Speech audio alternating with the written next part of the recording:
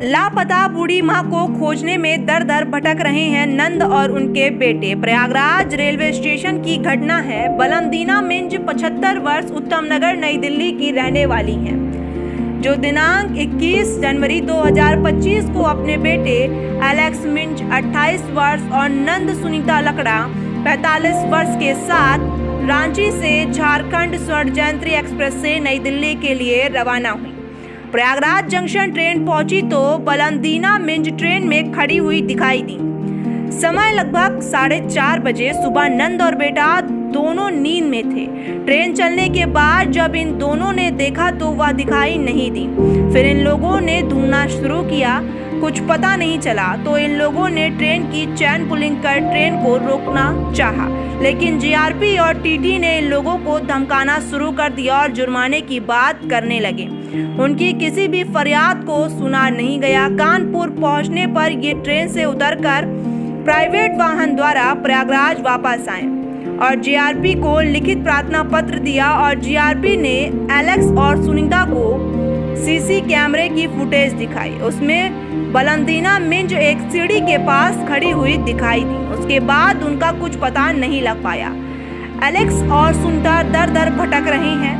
आज दिनांक 8 अप्रैल 2025 को मिलने पर एलेक्स और सुनीता ने आप बीती सुनाई और रोते हुए बिलखते हुए अपनी मां की जगह जगह ढूंढने के लिए गुहार भी लगाई है। ऑफिसर आके उन्होंने कहा कि चलिए एक बार दोबारा सीसीटीवी देखते हैं। तब उन्होंने हमें सीसीटीवी दिखाया रात के 12 बजे से लेकर 3:30 बजे रात तक। इससे पता चला कि वो जो है प्लेटफॉर्म नंबर 3 से 1 की तरफ आते हुए एक्सीलेटर में चढ़ के और 6 नंबर गेट से मतलब 6 नंबर तक प्लेटफॉर्म से सीधा उधर फाटक एरिया है जिधर कंस्ट्रक्शन का काम चल रहा है, उधर से बाहर निकल गई है।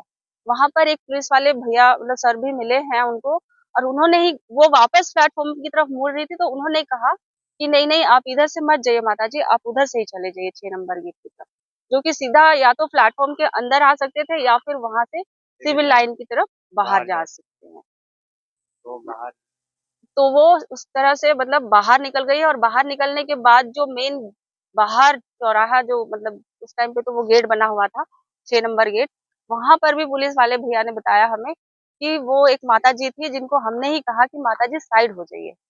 अब उसके आगे का हमें कुछ पता नहीं चल पा रहा है कि आखिर वो गई तो कहाँ गई, क्योंकि वो बहुत स्लो चलती है, चल नहीं सकती खुद से, तो ट्रेन से भी नहीं उतरी है वो, क्योंकि वो ना तो चल सकती है, ना चढ़ सकती है, ना उतर सकती है। घटना कब की है? ये 21 तारीख मॉर्निंग में 4:30 और 5 के बजे जनवरी। 21 जनवरी। हाँ जी। तो इसके बाद आप लोग और कहीं अपने पुलिस विभाग में या पुलिस यहाँ के जितने भी लोकल थाने हैं सब में हमने वो जो पैम्पलेट्स है वो दिए हैं। इवन हमने तो उनसे ये भी कहा था कि एफआईआर कर लीजिए, तो उन्होंने कहा कि नहीं एफआईआर वहाँ जीआरपी में ही होगा, और हमने सिविल लाइन थाने में जीआरपी का जो कॉपी है एफआईआर का वो भी सबमिट किया हुआ है।